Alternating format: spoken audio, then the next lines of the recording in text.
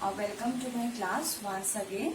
Today we are going to discuss about the another democratic form of government, that is the presidential form of government. Now, this presidential form of government is prevailed in United States of America. This is one of the best example where the presidential form of government exists. Now, this presidential form of government is based on the principle of strict separation of power between the executive and legislature. Now, in parliamentary form of government, we already discussed in my last class that it is based on the cordial relationship between the executive and legislature. But in presidential form of government, this form of government is based on the principle that is the strict separation of powers between the executive and legislature.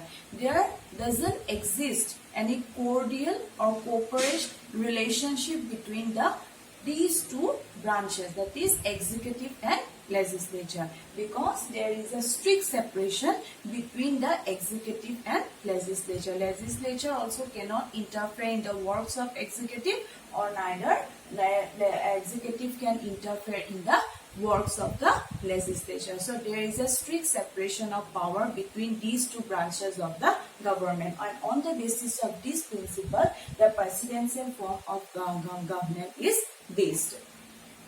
Now, one of the good example of presidential form of government where it is prevailed is the United States of America. Now, what are the features of the presidential form of government? So, the one of the most important feature of presidential form of government is that there is no existence of two heads. Okay, in parliamentary form of government, we discussed that there is the existence of two heads. One is the head of the state and another is the head of the government. But in presidential form of government, we know there exists only one head, and he or she is the president. Now, the president is the head of the state and also the head of the government. But in parliamentary form of government, the head of the state and head of the government is different. Head of the state, we can say the president, or we can say the king or queen, and the head of the government, we can say the council of ministers headed by the prime minister. This is applicable for the parliamentary form of government. But in presidential form of government, there is no distinction between the head of the state and head of the government, because president is the head of the state and also the head of the government, because there exists only one head, and he is the head of the state and also the head of the government. So next come to the next feature. The next feature is that the fixed tenure. The fixed tenure, the president has a fixed tenure, and before the expiry of his term, he cannot be removed from his post, and he cannot be removed under the normal circumstances. Okay, he has a fixed tenure, and after that is, we can say the 4 years, after 4 years the new election or fresh election held. So for the fixed tenure is there, and he cannot be removed from his post under any normal circumstances. He can be removed from the post only if the impeachment proposal is passed against him. Then only he can be removed on the major grounds. Yes, the ground should be very major, or reason should be very if the reason is very strong, then only he can be removed from the post by passing an impeachment motion.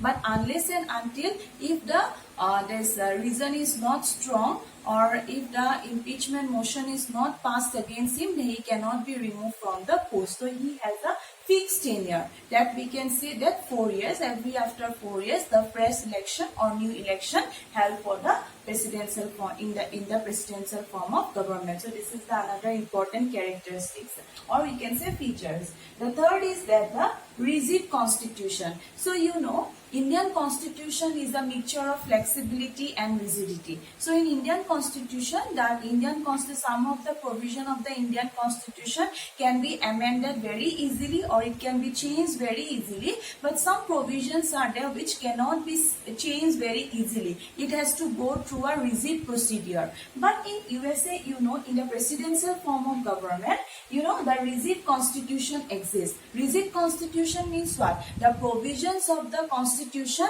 it cannot be changed easily. Yes, the provision cannot be changed through a flexible method. It has to go through a rigid procedure to change some provision or to change something in the constitution. So which is the another important features of the presidential form of government. Then again we see advisory status of the cabinet. Now what is the advisory status? Because one of the thing is that the cabinet, the secretaries of the president's office, the cabinet of the president office, they can only give the advice to the president. The president, he takes the decision of its own. He is not dependent on the cabinet. Okay, president takes the decision of its own. He never dependent on the cabinet. So therefore they can give only the advice to the president. But it is up to the president whether he want to accept that advice or not. It is not obligatory on the part of the president to accept the advice forwarded by the cabinet. That if the president want to accept, if the president thinks that advice is good or it is quite effective, then he can accept that advice. But it is not obligatory, but it is not mandatory on the part of the president to accept the advice which is forwarded by the cabinet. So this is the another important features of the presidential form of government. And one more thing, here I have not written, I am just saying that another important feature of presidential form of government is that the executive is not responsible to the legislature. So in the parliamentary form of government, I already mentioned that executive is collectively responsible to the legislature. But in the presidential form of government, executive is not responsible to the legislature. They are not answerable for their action. They are not answerable for their decisions, whatever taken to the legislature. Because there is a strict separation between the executive and legislature. There is a no cordial relationship. There is a no collective responsibility exists between the executive and legislature. Legislature also has some different function and executive has also the different function. So they perform within their own sphere and they are not obliged to do something which are dictated by the legislature or by the executive. The legislature, neither the legislature nor the executive is responsible to each other. They are independent of their own. They are independent in their own activities. They can function their activities. They can perform their function within their own sphere independently. So that is the another important feature of the parliamentary form of government. Discuss about the merits of the presidential form of government. The first merit is the stable government. Yes, the president is he is the head of the state and also the head of the government. And the presidential form of government is very stable in nature, or you can say the permanent in nature, because the president, he is the head of the state and head of the government, and he cannot be removed from his post under the normal circumstances. So you see, he has a fixed tenure, and before the expiry of his tenure, he cannot be removed from the post unless and until the impeachment motion is passed against him. So, and that impeachment motion is not very it's not very easy to pass against the president. So therefore we can say that the presidential form of government is very stable in nature, or we can say the permanent in nature. And this presidential form of government is very effective, or you can say it's very useful during the time of the emergency. So why it is useful or why it is effective during the time of emergency, the president is the head of the state and he is the head of the government. So he takes the entire decision of his own. Since there is no one except him, he is the head of the state also, he is the head of the government. So since he is the head of both the department, so therefore he can take the decisions very effectively of its own without taking the permission from others or without taking the approval from other. And if the emergency arises in that particular state or in that particular country, so the president, he or she can take the decision of its own without taking the approval from other. So therefore, this form of government is very, very effective in during the time of emergency. Now here you see parliamentary form of government, we know the two heads are present. Head of the state is president, or head of the state head of the government is the prime minister. So during the time of emergency, if the president wants to take some decision, he has to again take the approval from the prime minister. So it requires some time, yes, to take the decision. So here in presidential form of government, since the president is the head of the state and head of the government, so he can take the decision of its own without taking the approval from the another. So therefore he can take the quick decision, yes, of its own if the emergency arises in the particular country. So therefore this type of government is very, very useful during the time of emergency. Now the second is that safeguard the unity and integrity of the state. How the presidential form of government safeguard the unity and integrity of the state? Because you see, the president is very strong. Yes, the presidential form of government is very, very strong because he is the head of the government, he is the head of the state. So he is very strong. So and he cannot be removed from the post very easily. So since the leader is very strong, yes, so therefore he can protect the integrity, he can protect the unity of the particular country. If the leader is not strong, yes, if the leader can be removed easily from the state, then he or she cannot protect the country's unity or country's unity among the people. If the leader is strong, he can safeguard the unity of the country. Yes, he can safeguard the integrity of the particular country. If he is not strong, if he can be removed very easily from the state, then it is not possible for him or her on his or her part to protect or to safeguard the integrity or unity among the people of the country. So in order to safeguard the unity, in order to protect the integrity among the people of the country, we need a strong leader. Yes, and that is possible only in a presidential form of government because the president is a very strong, he holds a very strong position. Yes, so therefore he can protect the unity and integrity of the state. Another is that prevent from becoming the autocratic.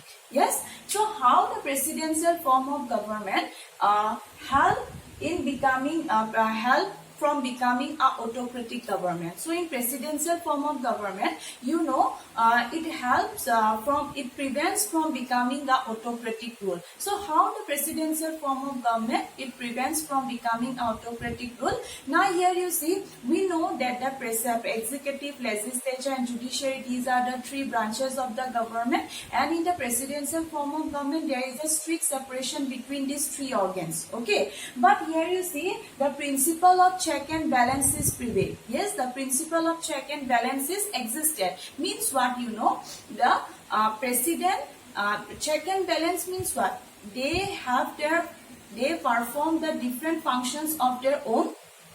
But the thing is that the check and balance means they can check if particular branches of the government misuse their power, then the other branches of the government can stop that particular branch from doing those activity. So here in this case you see, if the president exercises their power in a wrong way or in a wrong manner or misuses power, the legislature can stop the executive from becoming the autocratic or from executing or from misusing their power. The principle of check and balance is prevailed. Okay, so the each and every organs of the government, the three organs of the government, though their powers are strictly separated from each other, but on the principle of check and balances prevail. So therefore one organ, they keep an eye over the activity of the other organ. So if they found that particular executive branch or president is misusing their power, the executive, they can legislature, they can stop the executive from misusing their power, or you can misusing their powers or using the power in a wrong manner. Therefore, it helps in preventing the this one government from becoming a autocratic rule, or it prevent the president from become a autocratic. So because that principle of check and balances prevail. Therefore, one organ, they keep an eye over the activities of the other organ, though their powers are strictly separated, and therefore they prevent the other organs from misusing their power if they involved in some illegal activities, or if they involved in some misusing their powers. So this is the another important merit of the presidential form of government. The last one is that free from the influence of political party. So now here you see this presidential form of government, it is free from the influence of the political party. But in parliamentary form of government, you know, it is not free from the influence of political party. In order to become a member of executive, yes, in order to hold the ministership, one has to become they have to rely on the political party. They have to get a majority support in the legislature. Then only they can become the ministers of different departments. Unless and until they are not getting the majority support in the legislature, they cannot become this minister, or they cannot become the prime minister. But it is not possible in the presidential form of government, because legislature has also fixed tenure, and the executive, they do not have to rely upon the political party. Okay, they do not have to depend on the majority support or in the Congress, because the executive and legislature, these are completely different. But this is not possible in the parliamentary form of government, because one has to hold the prime ministership, then he or she has to get that political party has to get a majority support in the Lok Sabha. But this is not applicable in case of the presidential form of government. Yes, it is free from the influence of political party. Okay, so this is the another merit of the presidential form of government. About the demerits of the presidential form of government. So the demerits, you see, no cooperation exists between the executive and legislature. Now here you see the another demerit of the presidential form of government is that there exists no cordial relationship, there exists no cooperation, there exists no mutual understanding between the executive and the legislature. Okay, between these two organs of the government, and because of that, you know, there may arise some problem. There may arise some problem if these two branches doesn't have the cordial relationship. So, but in parliamentary form of government, we already discussed that there exists a good relationship between the two, and therefore if the problem arises, then it can be solved easily, because since there exists a mutual relationship. But here, if the problem arises, then it cannot be solved so easily, because there doesn't exist a good relationship or cordial relationship between the two, which is the another demerit of the presidential form of government. Now, another important demerit is the difficult to amend the constitution. Now, we all know that in presidential form of government, the constitution is very rigid. Yes, the rigidity is the another important features of the regarding the constitution. It is very rigid in the presidential form of government. So, some of the provision, if the provisions cannot be easily amended, or it cannot be changed so easily. So, if the situations demand, so if some situation arises where it requires the changing of some provision of the constitution, but in presidential form of government this is not possible, because since the constitution is very rigid, even if the situation demand, or even with the changing situation or needs of the society, if it requires to change some constitutional provisions, then it is not possible, because you cannot change the constitution in the presidential form of government through a flexible manner or through a very easy procedure. It has to go through a tough procedure, or we can say the rigid procedure. So it takes a very long time. So therefore, you see, it is if the situation demands, or if the necessity arises to change some provision of the constitution, but in the presidential form of government this is not possible, because the constitution is very rigid, and it has to go through a very tough procedure, which is we can say which is near to impossible. Now, the third important is that personal loyalty gives more importance. So, in the presidential form of the government, in order to hold the different the offices like secretary offices and cabinet offices in in presidential office. Okay, for example, the secretariat post and all. So they gives more importance to the personal loyalty of the president rather than it gives more importance to the experience. So this is the another important demerit of the presidential form of government. Personal loyalty, it gives much more importance in order to hold the different offices in the presidential cadre or in the office. So different offices like secretaries and cabinet and all those offices, in order to hold that position, the president gives much more importance to the personal loyalty or personal relationship rather than it gives importance to the experience. So this is the another demerit of the presidential form of government. And another the reason is that the chances of political crisis. Okay, now suppose if the executive belongs to one political party and if the legislature belongs to the members of the legislature, if they belong to some another political party, then there may chances of arising the political crisis. So therefore it may lead to the difficulty in the smooth functioning of the government. So this is the another demerit of the presidential form of. But in parliamentary form of government, you see the party which get the absolute majority in the Lok Sabha, they only form the government. Yes, so therefore there exists a good relationship. But in the presidential form of government, you see if the different political party exists, if the president is from another political party and the legislature, there also another political party exists, their members are from another political party. So therefore you see there may arises the chances of political crisis. Okay, if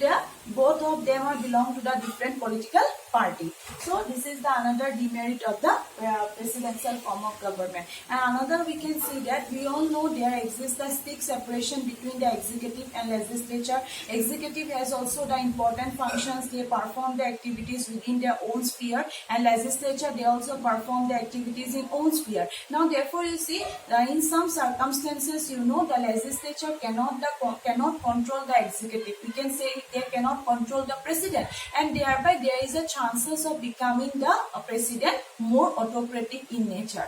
Now because they have their independent function, yes, so therefore in some situations, you know, the legislature cannot control or they cannot interfere in the activities of the president, or cannot interfere in the activities of the executive. So thereby you know that there is a chances of becoming autocratic on the part of the executive. We can say the president, it may become the autocratic in nature because of this separation of power. So these are some demerits of the presidential form of government. Hope you all have understood.